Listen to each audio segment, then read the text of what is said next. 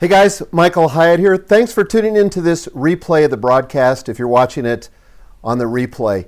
This is the Virtual Mentor Show. My name is Michael Hyatt. My goal is to give you the clarity, the confidence, and the tools you need to win at work and to succeed at life. And again, if you're tuning into the replay, you can still show the hearts by double tapping on the screen or even triple tapping. I'll take as many hearts as you want to give.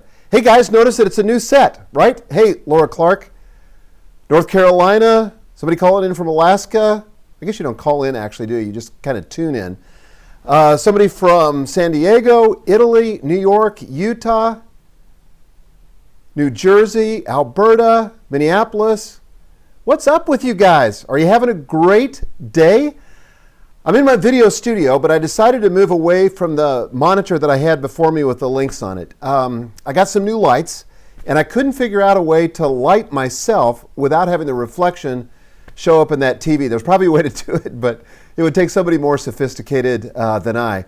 But I'm delighted you're with me today. I'm going to be talking about how our words impact others. And if you're a leader or in a position of influence, man, we've got to be careful with our words. Our words have enormous power to influence people for good or for bad, and we've got to wise up and use our words for good. So again, my name is Michael Hyatt. If you don't know me, I'm the author of the New York Times bestseller platform, Get Noticed in a Noisy World. I blog at michaelhyatt.com.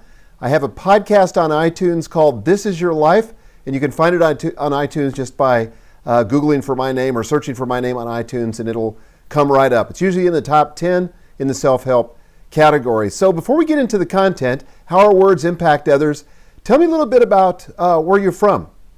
Give me your name, too. That'd be awesome. Indianapolis? Hello from Washington? No construction today. Actually, there is some construction. I wish you could see over here my shoulder. They have torn up the concrete in my backyard because they're redoing all the hardscapes and they're re-landscaping. So a tremendous amount of work's going on, but they just broke for lunch. So I'm hoping that they'll leave us alone for about 30 minutes and I won't impede their progress on the other hand. So we're going to go for about 30 minutes. Hey, Brandon from Springfield, Natalia from New York, United Kingdom, Ahmad from Indianapolis, I think that was, Kate from Atlanta, somebody tuning in from Germany, Tina from Australia. Great, guys. Great to have you aboard. So here's what I'm going to do. I'm going to go for about 15 minutes with the content. And by the way, this is based on a blog post that I wrote several years ago, but still gets some of the biggest traffic on my site, How Our Words Impact Others. And you can find that at vmentor.tv, like virtual mentor, vmentor.tv/words. So I want to start with the story. So back when I was in the 9th grade, so this was in Nebraska, western Nebraska, where I lived at the time, my family decided to move to Waco, Texas.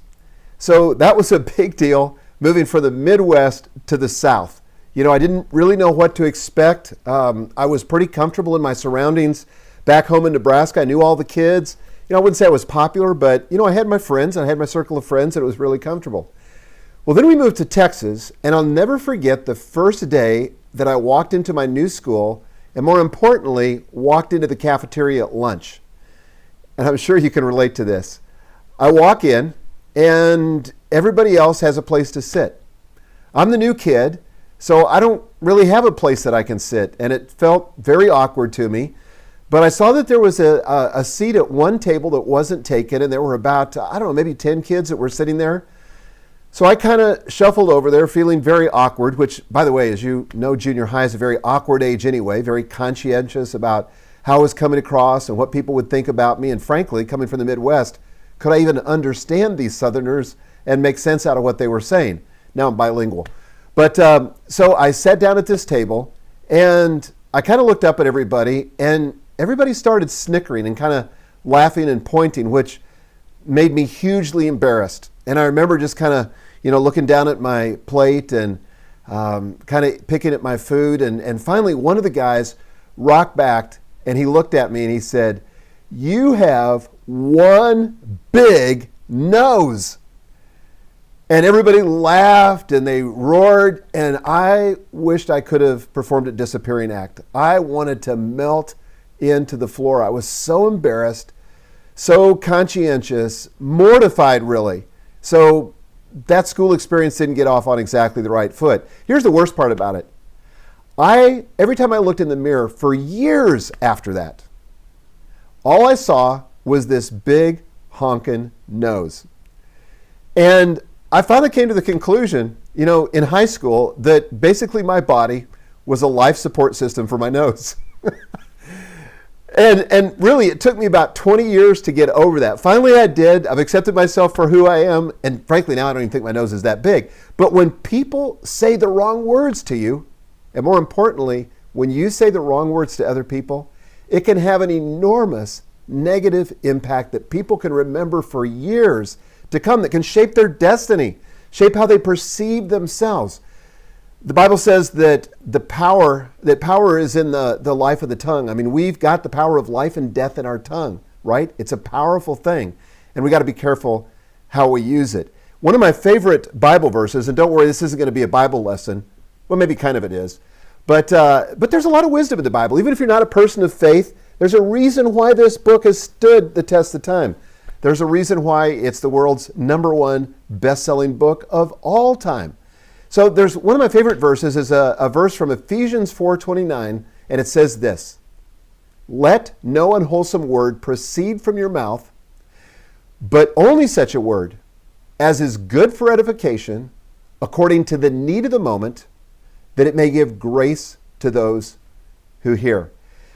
So in my speech, and sometimes I blow it, in fact, I kind of blew it this morning, but I try to remember that there are these 3 characteristics of wholesome speech, okay? And so I want to give these to you because I think it's something we can all aspire to. I think it's something that we can use as leaders to have a positive impact on those that we're leading and those we're trying to influence. So number 1 is wholesome speech has this characteristic. It's good for edification. Is that a new word to you? If you know what edification means, I want you to type it in the comment box. Sassy Wife said, I'm going to memorize and internalize that. Yes, please do. What does it mean? Encouragement? Yes. To build up? Building up? Somebody says, don't let a book tell you what to do with your life. It's a source of input. Building up from the heart, a mouth speaks. Yeah, it literally means to build up. So when you edify somebody else, you're building them up. It comes from the same word from which we get the English word edifice, a building. It's just the verbal form of that. To build up somebody, to edify them, means to build them up. Now think about this. Our words can build people up or they can tear them down. And I've been in a lot of corporate meetings, sat in the boardroom, where somebody said something thoughtless, off the cuff, and it tore somebody down. Sometimes that was me. And people walk out of the room feeling smaller than when they entered. Has that ever happened to you? It's happened to me a couple of times, and it was devastating. But people have the opportunity, if you use the right words, to leave your presence feeling bigger, stronger, more capable, or you can leave them completely diminished, where they leave your presence not edified, but deconstructed, diminished, somehow smaller, lesser than they really are. So that's the first characteristic of wholesome words, is that they're good for edification. But there's a second characteristic, and the second characteristic is this, is that wholesome words are timely. Sometimes, and boy, it took me forever to learn this in my marriage, sometimes you can speak the truth at the wrong time, and you might as well have said something really ugly to the other person. So we have to be careful with our timing. When I was working for a person in the corporate world that was kind of moody, there were times that I had to really gauge his mood because the words wouldn't be received. And sometimes when people are depleted, when they're discouraged, when they've been under assault, may not be the best time to offer them some criticism, even if you mean it in a constructive way. I've told my family that usually at night is when I'm tired, when I have the fewest resources. And so if they've got something difficult to share or some bad news, if it can wait till the morning, I promise I'll usually have a better response simply because I'm rested.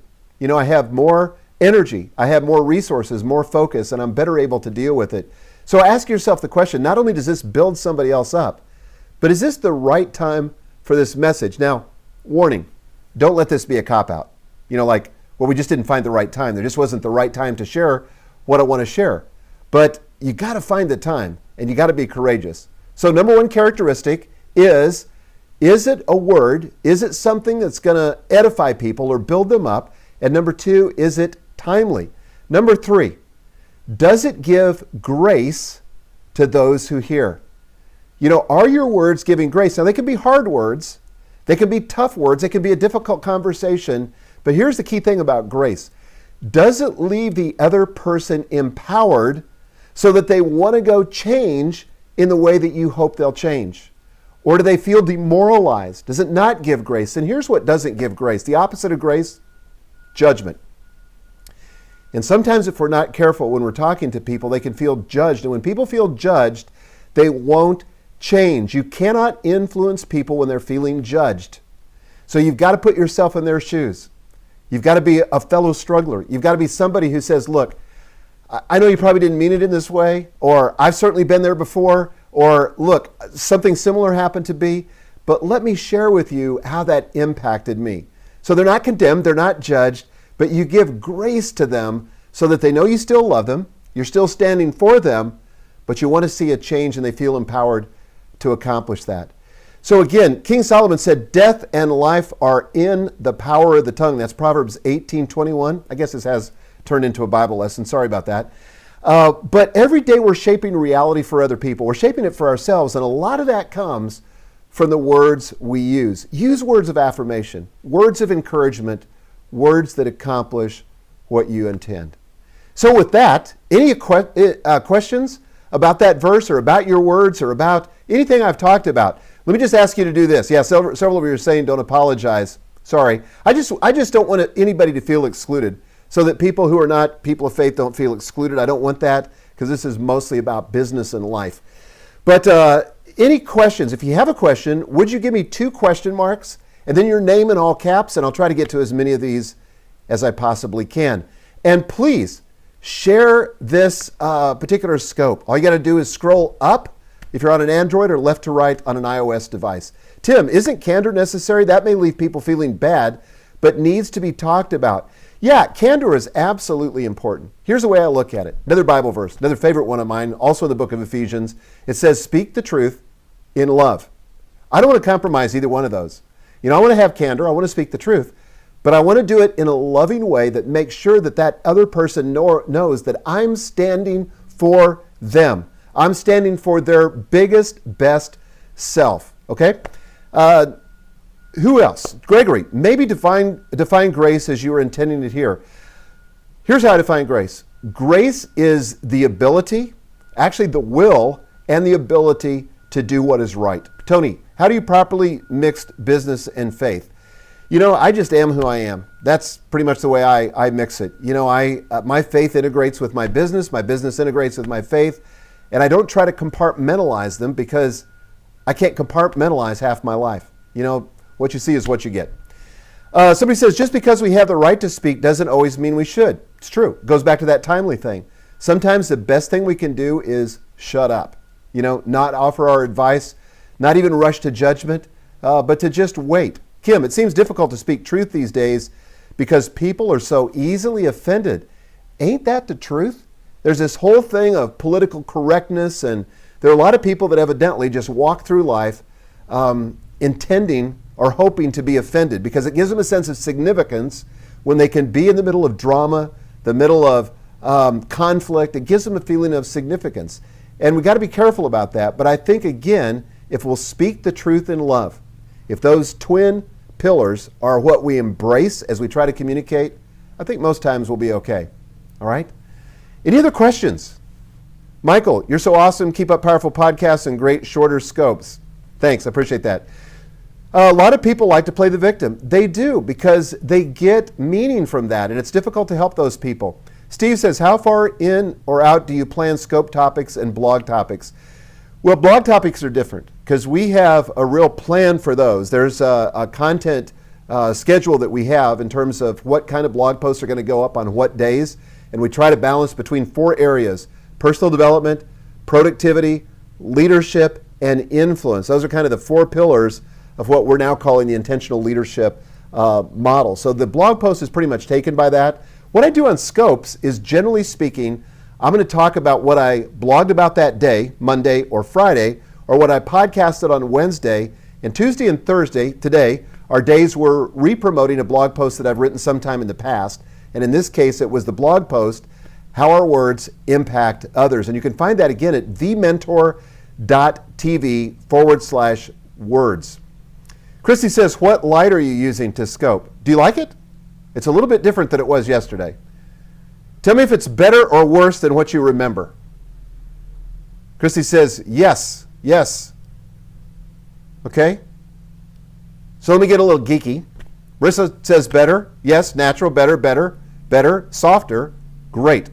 Well, I have a ring light in front of me, and then I have these 2 side lamps to the side of me, and so it kind of lights up all my face, and it's kind of a warm, natural light, and it doesn't hurt to be sitting in a room that's got some natural light in it, which I couldn't do before. To keep the reflection down, I had to turn off all the lights in the room, and that just made it a much harsher, cooler light.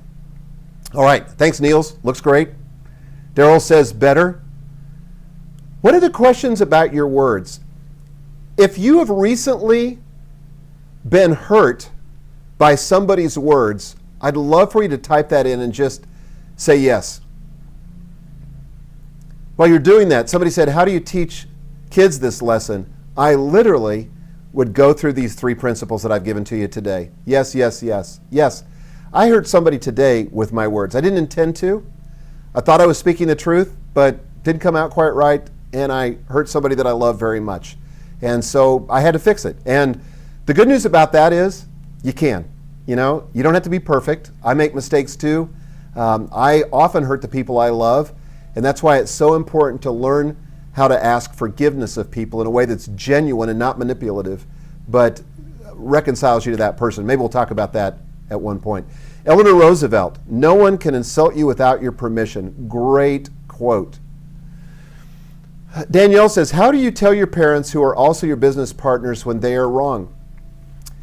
You know, I think you have to have a sit-down meeting and affirm what you love about them and make sure that they know, and this is a key word, I keep saying this during this scope, make sure they know you're standing for them, that nothing is more important to you than the relationship you have with them. And then to kind of put it in terms that they can understand and say, but there are some things in our relationship that I think are really hurting our relationship, and I want to share those with you. Do I have your permission? Well, they'll probably say yes, and they'll probably do it with a little fear and intimidation. And then you got to share it in a way that does the 3 things, that edifies, that's timely, that gives grace to them so that they can find the grace and the ability to change. And I think you don't need to shy away from those hard conversations. I think being brave means to enter into those conversations courageously.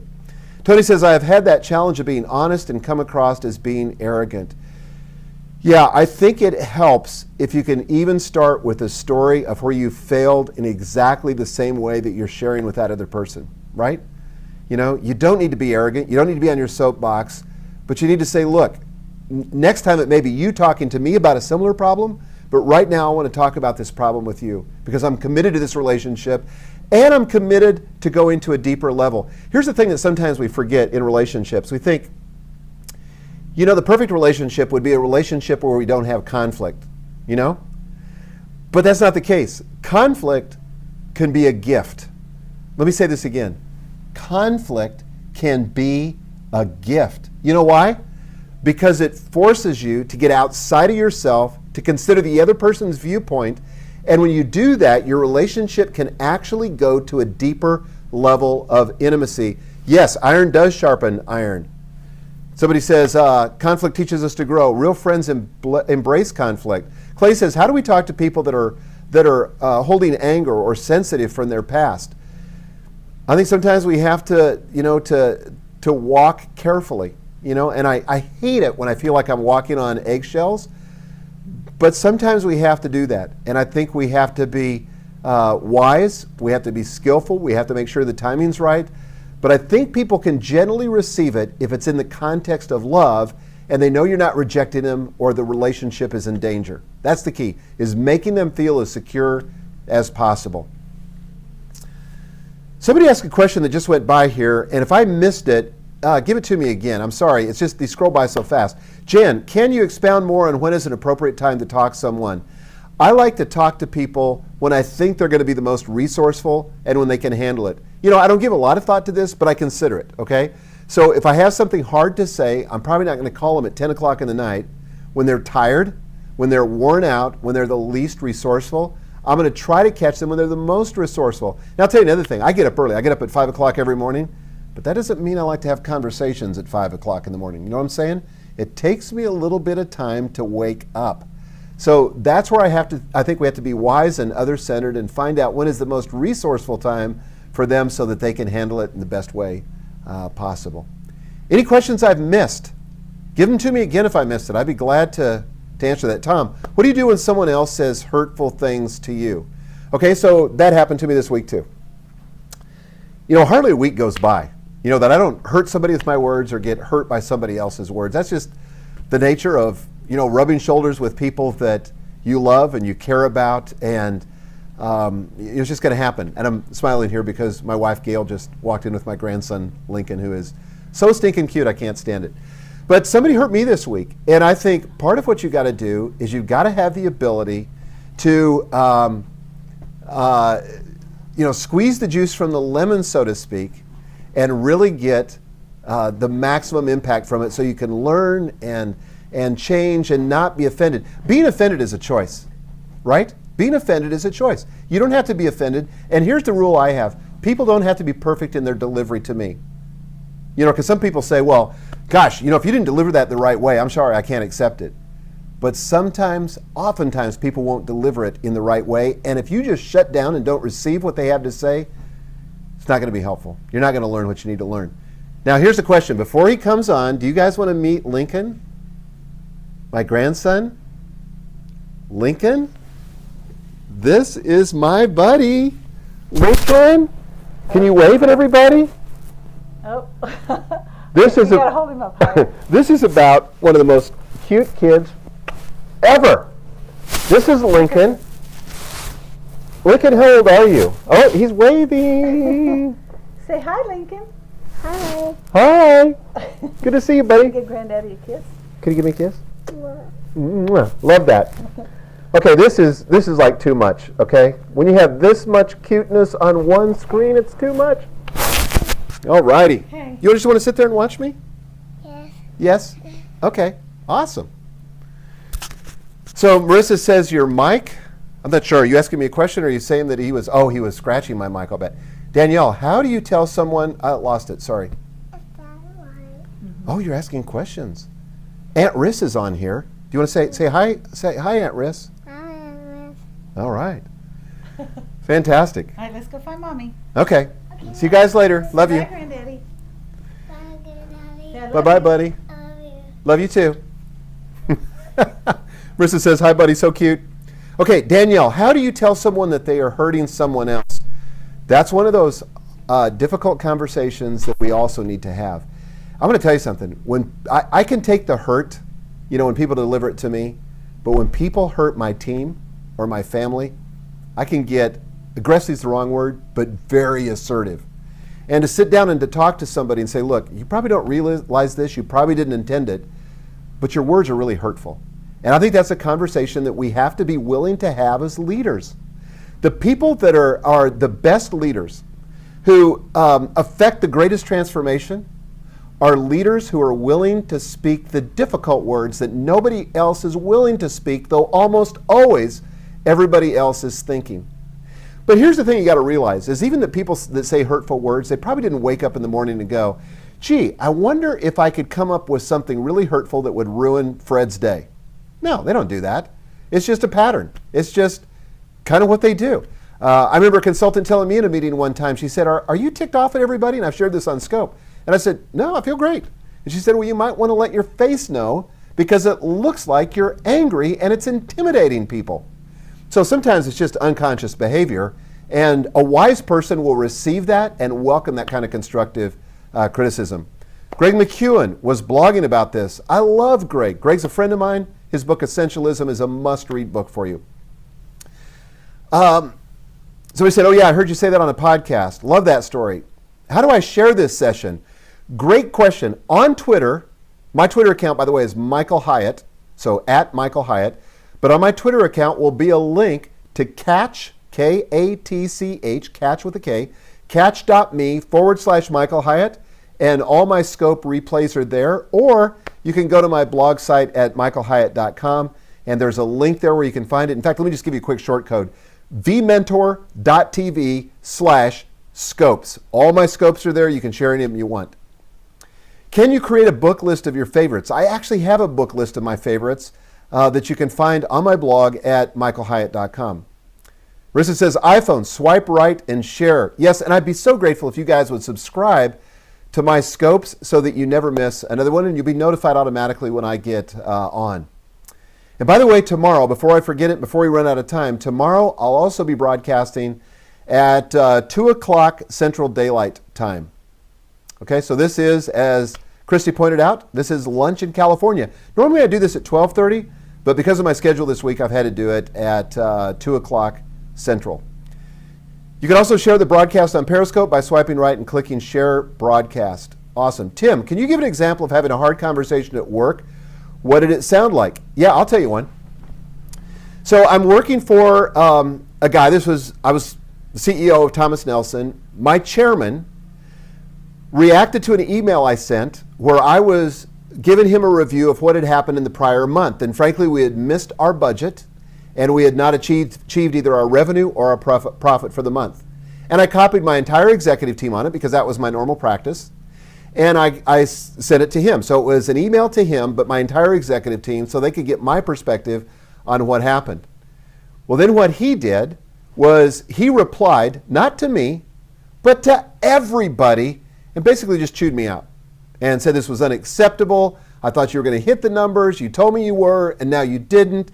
And I mean, he just said some really unkind things, but to my entire team. Well, I was furious, but I was also scared because I thought, this is the guy that has the power to fire me. And if I confront him too aggressively, I might just get canned. And plus, I want this to be constructive. And my guess is he intended to reply to me privately, but he replied to everybody. So I remember I went home that evening. This happened late in the day. And I went home and I told Gail about it. And I said, look, I got to confront this. And I said, I may get fired, but I can't just let it not go. I don't want to be a victim. I don't want to be held hostage by my fear of this person. I've got to speak into it. And I'll do it lovingly and respectfully, but I've got to do it. And so Gail said, absolutely you have to do it. I don't care what happens. You've got to do this for your own integrity, for your own well-being, for your own sense of freedom, because I don't want to be held hostage by somebody else. So next morning, picked up the phone, I called him. I said, look, that message you sent me yesterday? First of all, are you aware of the fact that you sent that to everybody, that you replied all? He said, no, I had no idea. I mean, he's like mortified. I said, well, you did. And I said, you put me in a very difficult position with my team because you diminished me in front of them. You challenged my leadership. You challenged my competency. And I said, honestly, this isn't acceptable. And this can't ever happen again. And ultimately, it doesn't get you what you want. I know you want us to succeed. You want us to win. But you can't do that if you undermine my leadership, either intentionally or unintentionally. This can't happen. You know what he did? He apologized. He said, I'm so sorry. He said, I'm committing to you. This will never happen again. And it didn't. So it was a moment for my leadership to grow and a moment for his leadership to grow. But that never happens unless you're willing to enter into those conversations. Again, I've said this 1,000 times on these scopes before, and I'm going to say it again today. Courage is not the absence of fear. It's a willingness to do the right thing, even when you feel afraid, trusting that the outcome will be right. Good or bad, that the outcome will be right. Okay? Guys, we're out of time. Thank you so much for joining us. I hope you'll come back tomorrow. I'll be again on at 2 o'clock Central Daylight Time. And you got a lot of the day left, right? So no matter where you are, what time zone you are, the day isn't finished. Regard the rest of the day as a blank canvas. Paint on it. Make something beautiful. Love you guys.